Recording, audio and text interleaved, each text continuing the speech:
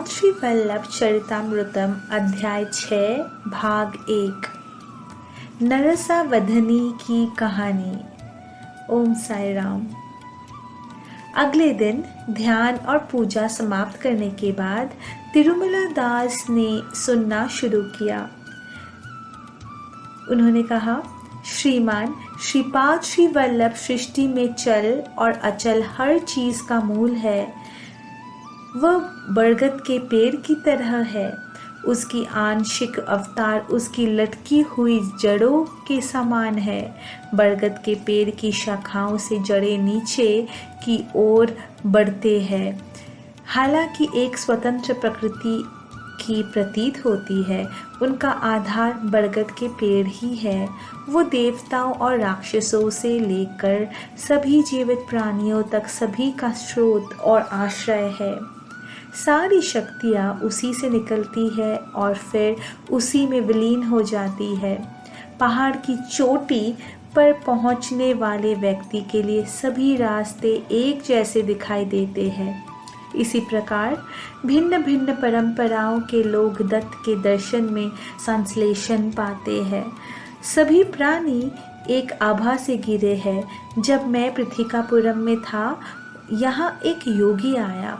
यह संकेत दे रहा था कि किसी विशेष मूर्ति के आसपास कितनी आभा थी और किसी विशेष व्यक्ति की आभा कितनी लंबी होती थी और उनकी आभा के विशेष रंग में फैली हुई थी। उन्होंने श्री कुकुटेश्वर मंदिर का दौरा किया और स्वयं प्रकट दत्त की आभा की लंबी और रंग का परीक्षण करना चाहते थे।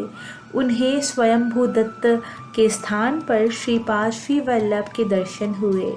उनके सर के चारों ओर बिजली के समान विपुल श्वेत प्रकाश फैला हुआ था। इस सफ़ेद रोशनी के चारों ओर एक नीली रोशनी फैलती हुई दिखाई दे रही थी।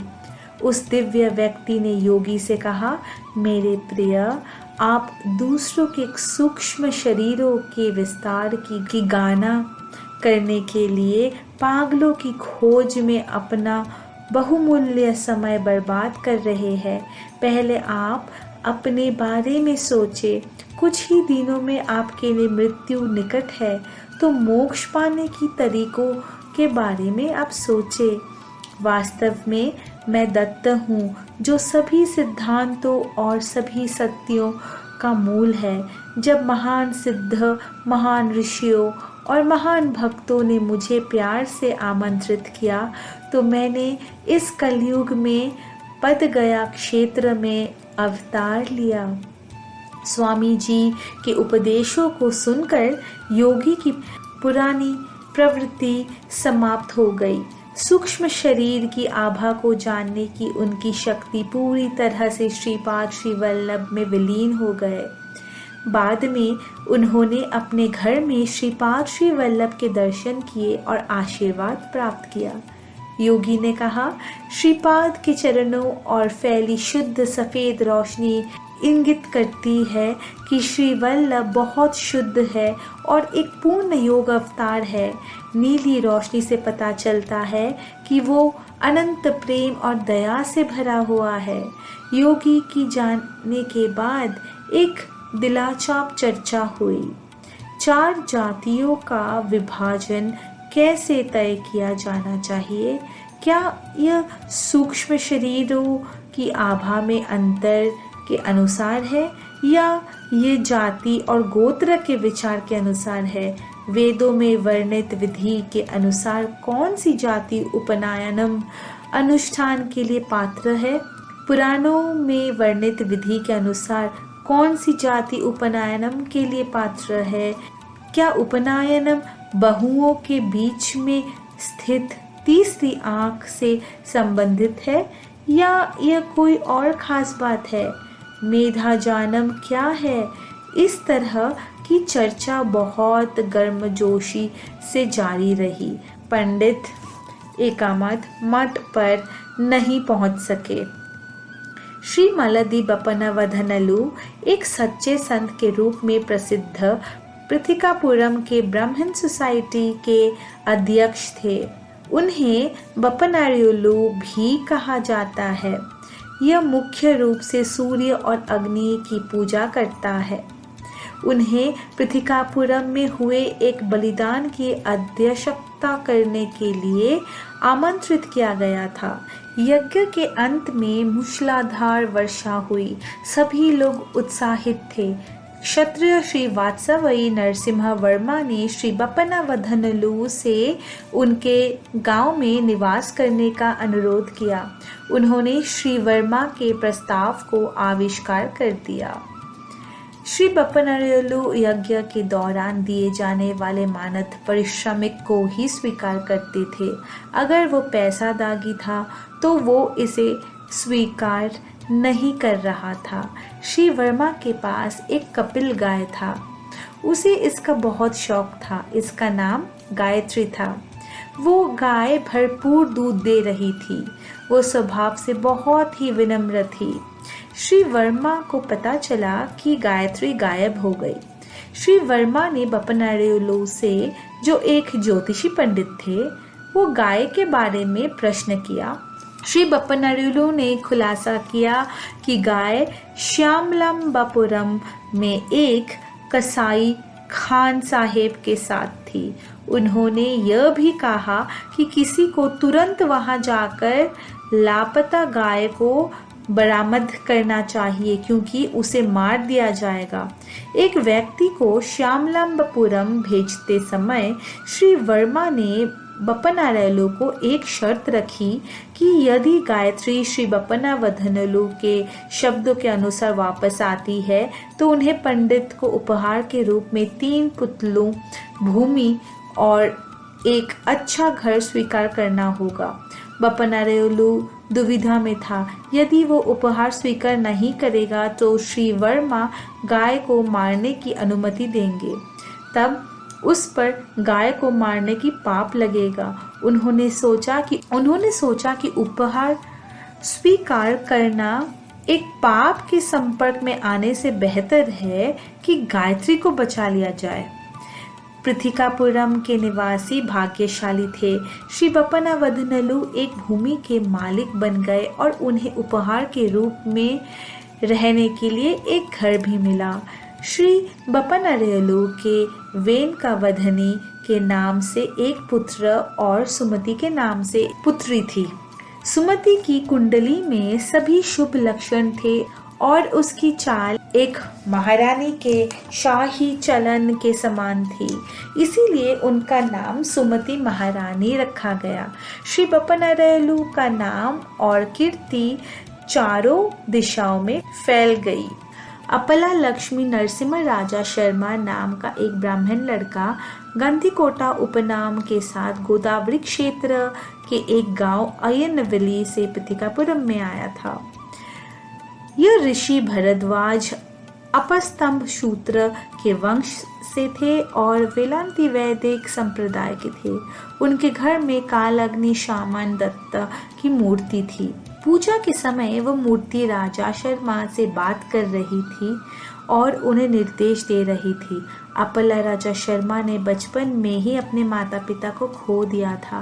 एक दिन पूजा करते समय कालाग्नि शामन ने राजा शर्मा को हरिदास गोत्र, अपस्थम सूत्र और वैदिक वेलांती संप्रदाय से संबंधित माला दी। बपनावधनी के मार्गदर्शन में अपनी शिक्षा पूरी करने का निर्देश दिया तो राज शर्मा पृथिकापुरम आए। दत्ता के आदेश के अनुसार श्री बपनारियोलु ने राजा शर्मा को अपने घर में रहने की सुविधा प्रदान की, जो एक छात्र के रूप में उनके पास आए थे। उन्होंने राजा शर्मा को विभिन्न घरों में भीख मांगने की अनुमति नहीं दी। श्री बपनारियोलु शनि प्रदोष के समय भगवान शिव की पूजा करते थे। शनि प्रदोष के समय घर की महिलाएं भगवान शिव की पूजा कर रही थी। प्राचीन काल में नंदा और यशोदा ने शनि प्रदोष के समय शिव की पूजा की थी। परिणाम स्वरूप उन्हें श्री कृष्ण के पालन पोषण का सौभाग्य प्राप्त हुआ। श्री नरसिम्हा वर्मा, श्री पिंड वेंकटप्पा सृष्टि और कुछ अन्य प्रमुख वैश्य श्री बप्पन आर्य के साथ शिव के पूजा में भाग ले रहे थे। आवाज जो श्री कुकुटेश्वर शिवलिंगम से आई थी, सुमति और अपलराज का विवाह। एक बार शनि प्रदोष काल के दौरान भगवान शिव की पूजा के बाद श्री कुकुटेश्वर शिवलिंगम से एक शानदार विद्युत चमक निकली। तब एक गहरी आवाज सुनाई दी, मेरे प्रिय बपनरी, आपने बेटी सुमति महारानी का विवाह बिना किसी झिझक के अपल राजा शर्मा से कर दे। ये ब्रह्मांड के लिए फायदेमंद होगा। इस चेतन या निर्जीव सृष्टि से किसी भी व्यक्ति को इस महान निर्णय का उल्लंघन करने की कोई अधिकार नहीं है। ये भगवान दत्त का निर्णय है। ये आवाज पिंड वेंकटप्पा सृष्टि नरसिम्हा वर्मा और उपस्थित सभी लोगों द्वारा सुनी गई थी। ये सभी चकित रह गए। अय्यनविली में राज शर्मा के रिश्तेदारों को सूचना भेजी गई थी। सुमति महारानी के साथ राज शर्मा का विवाह तय हो गया था। यह खेद की बात थी कि राजा शर्मा के पास घर तक नहीं था। श्री पिंड वेंकटप्पा सृष्टि ने कहा कि उनके पास कई घर है और वो उनमें से एक को राजा शर्मा को भेंट करेंगे। हालांकि राजा शर्मा कोई दान स्वीकार नहीं करेंगे। श्रेष्ठी ने राजा शर्मा के रिश्तेदारों के साथ बात की और अय्यनविली में घर के उस हिस्से के मूल्यांकन की व्यवस्था की जो राज शर्मा के उत्तराधिकारी के रूप में होगा। इसका मूल्य एक वाड़ा के बराबर था। सृष्टि के घर की कीमत कम से कम 12 वाड़ा थी। राज शर्मा ने 11 वाराओं के अंतर का भुगतान करने में असमर्थ व्यक्त की। तब सृष्टि ने कहा कि वो अपना घर राज शर्मा को केवल 1 वारा के लिए बेचेगा। सृष्टि ने कहा, यदि आप उपहार के रूप में घर लेने का विरोध करते हैं तो आप 1 वारा देकर घर ले सकते हैं। इससे सभी सहमत थे कि सृष्टि ने जो कहा वो धर्म के अनुसार था। सुमति महारानी और अपला लक्ष्मी नरसिम्हा राजा शर्मा का विवाह महान वैदिक विद्वानों द्वारा वेदों के जाप के बीच हुआ था। संगीत वाद्य यंत्रों की शुभ धुनों के साथ भव्य तरीके से विवाह संपन्न हुआ। श्रीपाद श्री वल्लभ का अवतार अज्ञान के अंधकार को दूर करने के लिए आया था। ये भौतिक और आध्यात्मिक मामलों में लोगों की सीमित प्रगति को फिर से चलाने के लिए पहुँचे। इसलिए भगवान दत्त ने काल के देवता और क्रिया के देवता को आज्ञा दी। उनकी आज्ञा का पालन करते हुए राज शर्मा के घर में एक अंधे लड़के का जन्म हुआ जो घोर अज्ञानता का प्रतिनिधित्व करता है और एक लंगड़ा लड़का सांसारिक और अलौकिक क्षेत्रों में प्रगति को रोकने का प्रतिनिधित्व करता है। सुमति और राज शर्मा इस बात से बहुत निराश थे कि उनके 2 बच्चे विकलांग हो गए थे। अय्यनविली में एक प्रसिद्ध विघ्नेश्वर मंदिर है। एक बार उनके रिश्तेदार उस भगवान विघ्नेश्वर की पवित्र भेंट को पृथिकापुरम ले आए। सुमति और राज शर्मा ने महाप्रसाद ग्रहण किया। उस रात सुमति महारानी को स्वप्न में ऐरावता के दर्शन हुए। अगले कुछ दिनों में एक शंख, एक पहिया, एक गदा, एक कमल, एक त्रिशूल, विभिन्न देवता, ऋषि, सिद्ध, योगी और अन्य समान पवित्र व्यक्ति उसके सपनों में दिखाई दिए। कुछ दिनों के बाद उसने अपनी जागृत अवस्था में भी दिव्य रहस्योद्घाटन का अनुभव किया। उसकी आंखें बंद करके समाधि में योगी और दिव्य चमक और विभिन्न रोशनी वाले मुनि प्रदर्शन जैसे आंकड़े दे रहे थे। जब सुमति महारानी ने अपने पिता बप्पन से परामर्श किया तो उन्होंने कहा कि ये सभी लक्षण पूर्ण शुभ लक्षणों वाले एक महान व्यक्ति के जन्म का संकेत देते हैं। सुमति महारानी के चाचा श्रीधर ने कहा, सुमति, विशाखा रवि के जन्म नक्षत्र और श्री राम के अवतार के बीच एक संबंध है। इसी तरह कृतिका चंद्र के जन्म नक्षत्र और श्री कृष्ण के अवतार के बीच एक संबंध है। पूर्वाषाढ़ा